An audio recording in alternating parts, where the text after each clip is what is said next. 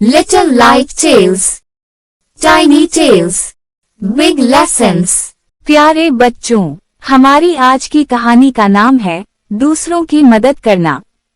एक दफा का जिक्र है, एक खूबसूरत से गांव में एक फाजिल नाम का आदमी अपनी बीवी और 3 बच्चों के साथ गांव के एक छोटे से घर में रहता था। सबसे बड़े बेटे का नाम हारिस, बेटी का नाम आयशा और सबसे छोटे बेटे का नाम सलमान था। एक दफा वो सब कहीं जा रहे थे कि देखा रास्ते में एक बच्चा रोड पे गिरा हुआ है और इसके सर से खून निकल रहा है। फाजिल ने आगे बढ़कर बच्चे को उठाया और हॉस्पिटल पहुंचा दिया। इसके बाद घर आकर फाजिल ने तीनों बच्चों को अपने पास कमरे में बुलाया और कहा, मेरे प्यारे बच्चों, दूसरों की मदद करना न सिर्फ एक अच्छी आदत है बल्कि हमारे प्यारे नबी सल्लल्लाहु अलैहि वसल्लम की सुन्नत भी है। इसलिए हमें चाहिए कि अगर हम किसी को मुसीबत में देखें तो उसकी मदद करें।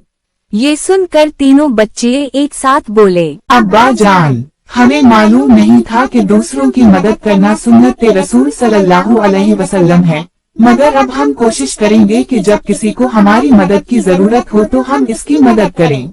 कुछ दिनों बाद फाजिल ने दोबारा तीनों बच्चों को अपने कमरे में बुलाया और सबसे एक एक करके पूछा कि क्या वो किसी जरूरतमंद की मदद करने में कामयाब हुए या नहीं। सबसे पहले उसने बड़े बेटे हारिस से पूछा, हारिस बेटा, क्या आप किसी जरूरतमंद की मदद करने में कामयाब हुए? हारिस ने कहा, जी अब्बा जान, कल स्कूल से आते हुए मैंने देखा कि एक सब्जी वाले की रेहड़ी गिर गई है और इसकी सारी सब्जियां बिखर गई हैं। तो मैं फौरन दौड़कर गया और सब्जियां उठाने में उसकी मदद की। फाजिल ने उसको शाबाशी दी और कहा, शाबाश बेटा, आपने बहुत अच्छा काम किया। इसके बाद फाजिल ने आयशा से पूछा, आयशा, क्या आप कामयाब हुए? आयशा ने कहा, जी अब्बा जान, आज स्कूल से आते हुए मैंने देखा कि रास्ते में बहुत सारे बड़े बड़े पत्थर सड़क के बीच पड़े हुए हैं। मैंने उनको एक एक करके उठाकर साइड पे रख दिया ताकि चलने वालों को तकलीफ ना हो। फाजिल ने खुश होकर कहा, जबरदस्त, रास्ते से तकलीफ दी चीजों को हटा देना बहुत बड़ी नेकी है। आपने बहुत जबरदस्त काम किया है। इसके बाद आखिर में फाजिल ने सबसे छोटे बेटे सलमान से पूछा, सलमान बेटा, क्या आप किसी की मदद करने में कामयाब हुए? सलमान ने कहा, जी अब्बा जान, मैंने आज मस्जिद से आते हुए एक छोटे बच्चे को रोता देखा। इसकी बॉल दरख्त में फंस गई थी। मैंने लकड़ी से निकाल कर दे दी तो वो हंसने लगा। ये सुनकर फाजिल बहुत खुश हुआ और उसको भी शाबाशी दी।